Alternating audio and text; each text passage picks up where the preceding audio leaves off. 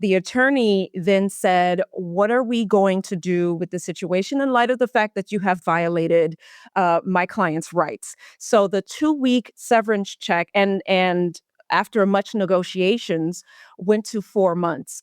A drop in the bucket for many organizations, but it's not just about the cutting of the check.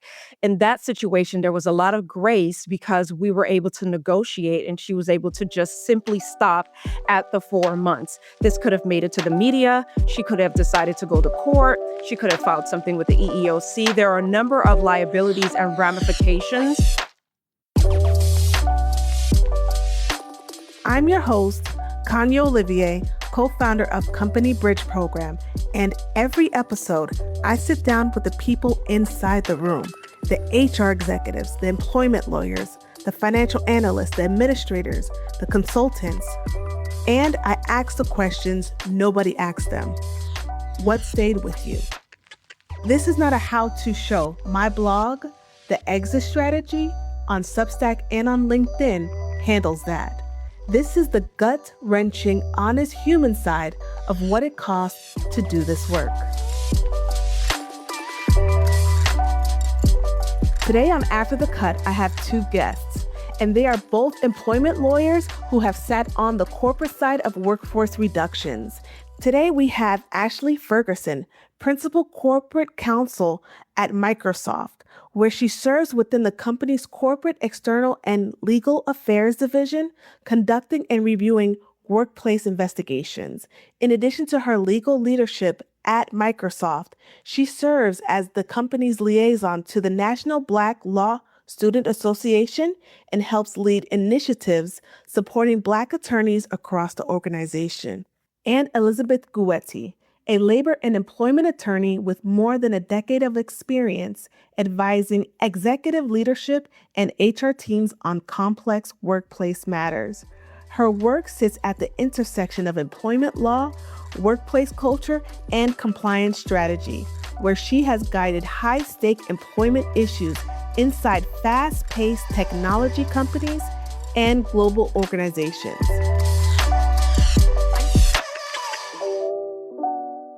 Welcome to After the Cut, Ashlei and Elizabeth. Thank Hi you. there. Thank you for having us. So we're going to get right into it. Ashlei, you're up first. So, as the Principal Corporate Counsel at Microsoft, where you serve within the company's corporate, external, and legal affairs division, there has been a workforce reduction that was just conducted recently. You were the right person, of course, to lead Microsoft through the change. And of course, there's still moving parts.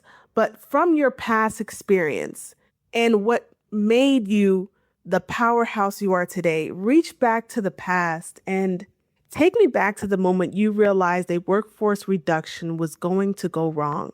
What did you see happening and what were you feeling in that moment? Thanks for this great conversation that we're having today, because I think this information is really, really, really valuable to those in the corporate spaces, especially going through reductions. So let me just say off the bat, I do work for Microsoft, but the opinions and thoughts that I'm going to express during this podcast are my own and not Microsoft. And I'm really gathering experiences from not just Microsoft, but my past experiences as employment counsel for DC government and some other entities. So when I'm thinking about risks that I've advised on in the past, I'm thinking like globally.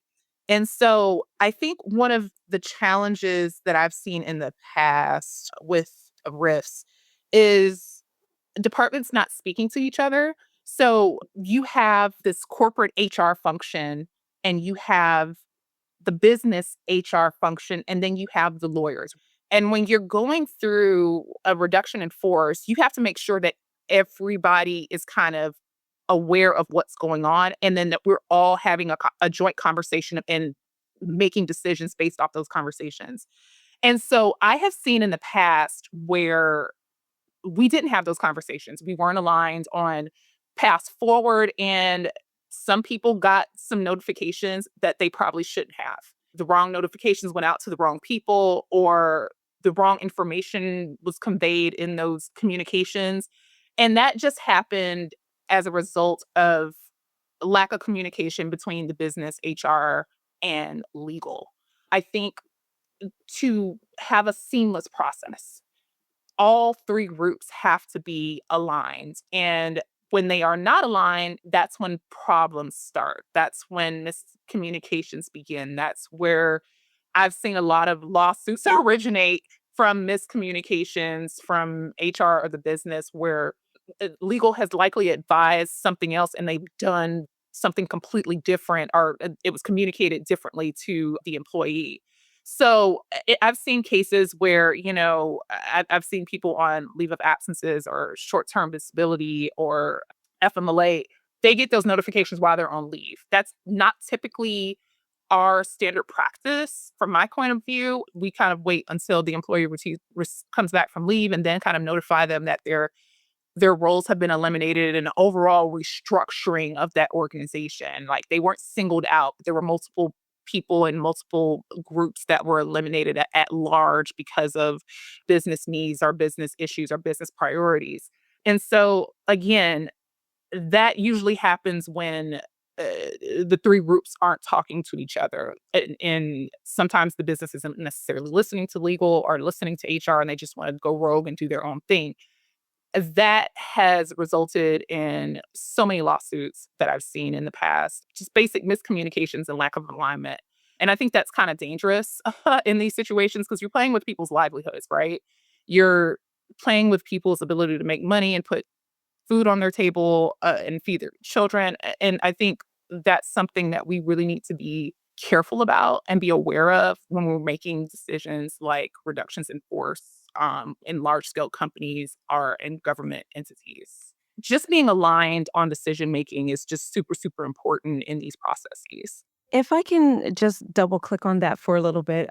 Back in 2015, I remember working in house, and as Ashley alluded to just now, we generally know that when there's a rift coming, there are great communications happening in the background. The lawyers know, HR knows, we're on the same page. Generally, that's how we want it to be. However, in the instance that I encountered, I actually saw, if you believe it or not, I actually saw a situation where the lawyers did not know and HR didn't know. And the reason being is because both departments were subject to this riff. And so, because of that, it created distrust. You had HR individuals, you had these HR professionals who had to execute on the riff against their own counterparts or their colleagues, their friends, people that they've shouldered side by side with in the past. You had the lawyers who were very confused on whether or not we've met the compliance requirements and the conversations that were necessary and the detailed communication was necessary. Were they drafted? Is everyone on the same page? There was a massive confusion happening in the background and in the forefront, to be candid with you. Yeah. And because of that situation, there was a lack of trust with the leaders, a lack of trust within the department. Paranoia was created, and there are all these things that really just resulted in, I would say, people running out of the door, even if they weren't necessarily asked to leave. So I just wanted to just highlight and say you make an excellent point, Ashley, and it's critical to make sure that all three functions are on the same page. Absolutely. Absolutely. Agreed. Agreed with that wholeheartedly. What you both shared is exactly why this conversation needs to happen. Elizabeth, I want to go somewhere even deeper with you. And Ashley, I want to hear your answer as well. Elizabeth, you've advised high stake employment issues inside fast paced technology companies and global organizations. Oracle Corporation comes to mind, and they recently went viral due to their employee departures. My question to you is there a specific person, face, or situation from a case that still crosses your mind when you think about how workforce reductions are handled? Yeah, I can think of many, but this question it makes my blood pressure go up just slightly in a good way, if you will. I recall a situation, and interestingly enough, Ashley alluded to this. I recall a situation where I received a phone call after the fact where an employee, let's name her Lisa, all names have been changed for the protection of these individuals. Lisa received notification that she was laid off. She was a marketing executive. All of the marketing executives, executive meaning a director, not VPs, but all of the directors and their teams, they were impacted. And I believe they kept maybe 3 or 4 individuals. So there was this massive rift in the marketing department. Lisa had just had her baby. She was on her way back. So she was on FEMLA. She was on her way back. She was 1 week away from returning. She got a call from HR saying, "We're so sorry, you no longer have a role with us, and you're going to get a 2 week severance because, based on our severance policy, this is what you will receive based on your 2 year tenure with the company." Well, she did what any individual would do in that situation. She picked up the phone and called an attorney. The attorney then said, "What are we going to do with the situation in light of the fact that you have violated my client's rights?" So the 2 week severance check, and after much negotiations, went to 4 months. A drop in the bucket for many organizations, but it's not just about the cutting of the check. In that situation, there was a lot of grace because we were able to negotiate and she was able to just simply stop at the 4 months. This could have made it to the media. She could have decided to go to court. She could have filed something with the EEOC. There are a number of liabilities and ramifications when individuals are not partnering correctly with the legal team, ensuring that everyone's on the same page and ensuring that they have a deeper understanding of what they can and can't do. That phone call should have never happened. Right. That conversation should have never occurred. She was a week away, and there are deep protections for individuals who are on FEMLA. They're on leave. It's 100% covered and protected federally. And there are also state protections that exist depending on where the individual resides. And so we have to ensure that we are educating our leaders, giving them the information and the support that they need, and also that they move in a way that is not only destructive to the organization, but destructive to the individual impacted, as Ashley alluded to. So here we have in that situation a person who has had her first baby for the first time. I mean, and to contextualize this a little bit more, over the age of 40, first baby, only Black identifying woman in her entire department. Yes, there were other individuals who were impacted, but these are the things that we recognize when it comes to lawsuits, right? And so it did not look good. It was awful on its face and it was awful in practice. So when I think about those types of situations and the behaviors and the shock that the executives experience when they hear that the other person uh, picked up the phone, and now we're getting a letter from a lawyer saying that they're representing this individual. I have to question whether or not there is something that is missing as far as deepening the understanding and the partnership between the C-suite, the legal department, and the HR department. And I think there's a way for us to ensure that we are protecting the organization. And yes, again, doing this in a way that is not just compliant, but also excellent. Agreed. And I think you touched on this earlier, Elizabeth, about dignity. And this all has to be executed respectfully to every employee that would be impacted. And, Yes. we have a saying around Microsoft. Microsoft runs on trust. So Mm, we highly prioritize our employees trusting their management, trusting each other. And things like this, if things like this, I'm not saying that it has happened, but if things like this do happen in a company that large, it makes the the world at large kind of question that's right. our Microsoft's identity and who they are as a company. And so I think you mentioned sometimes, they'll threaten to go to the media and stuff like that. And that's also a part of the risk mitigations that we do when I'm reviewing certain things like this. Like, is this person likely to kind of spray us on social media and Right. Business Insider the next day? And those are all considerations. And of course, I've heard those threats, like, I'm going to take this to media, da da da da. So that all has to be considered. But I think overall, dignity, respect, and trust should be at the forefront. And be visible during all of these decision making in this decision making process. Excuse me. Absolutely. I totally agree. Now, this is our last question. What is your biggest regret? And do you think the outcome would have been different if someone had just slowed down and asked the right questions? I'll go first. So I'll say that my personal biggest regret is when I was younger in my career, I was really focused on compliance with the law and ensuring that individuals had the information that they need and that they would execute against said information. My regret in that is that I did not push as hard as I should have.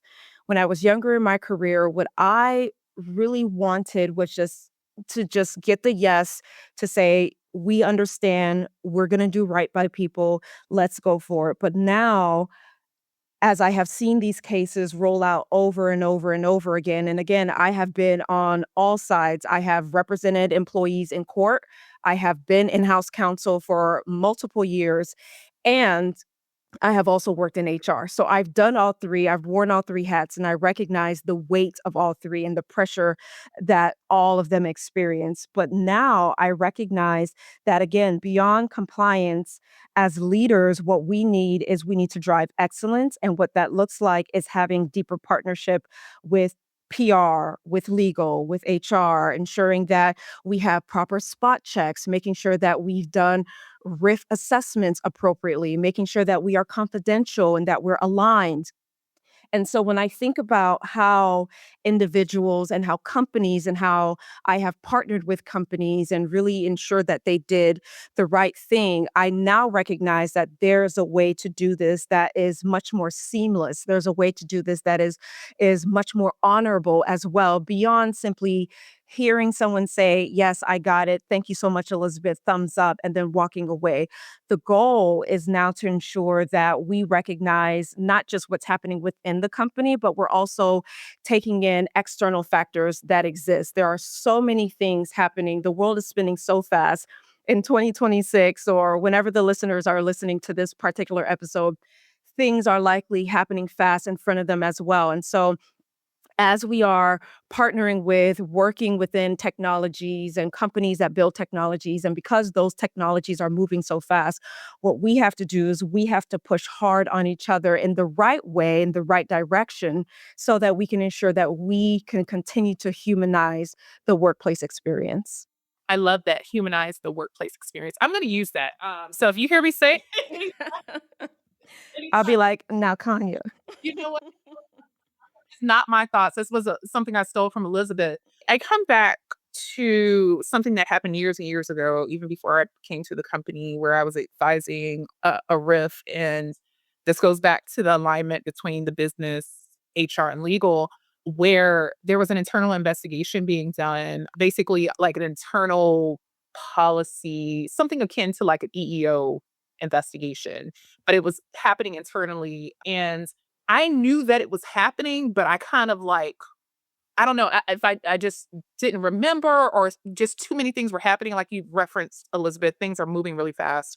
And I advised on the termination for performance before the investigation was completed. And when the investigation was completed, they came back and they were just like, well, we found that the manager was treating this person differently because of their race, age, some protected class. And I sat there and I was just like, but I relied on the information from the business and the manager to make this decision.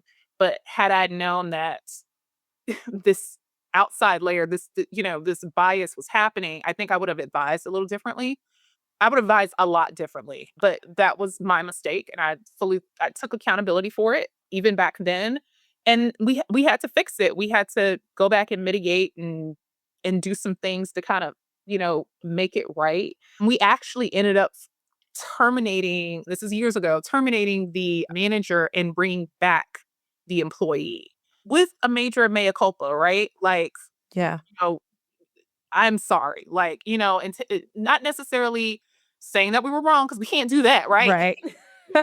We'll give too many people ammunition to run to court, but I think when I referenced making sure we're taking proper steps. That was a time where I did not take full accountability for it, but I think we kind of corrected it on the back end. And that was young Ashley, that was young attorney, like, just again being super loyal to, the entity that I was working for, rather than seeing it holistically and seeing this as a person, rather than my blind loyalty to the business or the entity that I was working for. So we corrected it, but there was a lot of there was some mistrust from that employee coming back into the organization because of that. So, you know, but I take accountability. That's how you learn and how you grow. And I think that's Right. the reasons I look at it from the lens that I do now, look at all of these decisions, because I don't want to make that same mistake again.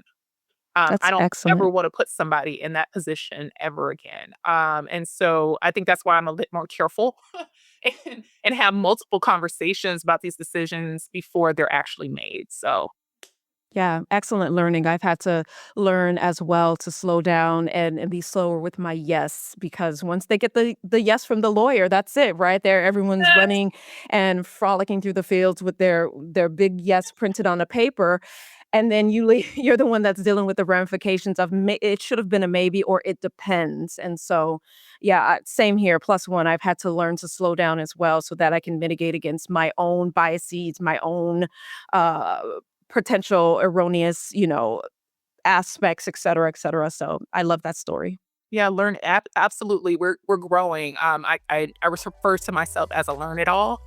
I just want to learn from prior experiences so I can kind of grow in my role and just become a better lawyer and a better person for myself and for the role I'm in. So, yes, Elizabeth, plus one to all of that. Before we close, this is HR's Lifeline. Every episode, HR leaders and executives submit the questions they cannot ask anywhere else, anonymously. No names, no company, just the truth of what they're carrying. I pick one question every episode and answer it right here live. This week's question is: do we have to comply with the 60-day notice requirement of the Federal Warrant Act if we are only furloughing our employees for a temporary period of 3 months? Because it's a 3-month period, you do not have to adhere to the 60-day Warrant Act. But now, once that 3-month period becomes past 6 months, then that is considered a job loss and you have to adhere to the Warrant Act. Along with that, it has to be retroactive from day one, and you probably will be hit with penalties due to going past 6 months. If you are an HR leader or executive carrying a question you cannot ask anywhere else, submit it. The link is below. It's anonymous and it stays that way. If today's conversation hit close to home and you need support navigating a workforce reduction, the legal precision, the planning, the process, visit us at companybridgeprogram.com. And if you are seeing early signs that a reduction may be coming at your organization and you are not sure where to start, take our free workforce risk assessment on the website. It takes 4 minutes and it will tell you exactly where you stand and what needs your attention before the first decision is made. Follow After the Cut on Substack, Spotify, and Apple Podcasts. Leave a review. And if you know someone who needs to hear this conversation, share it. I'll see you after the next cut.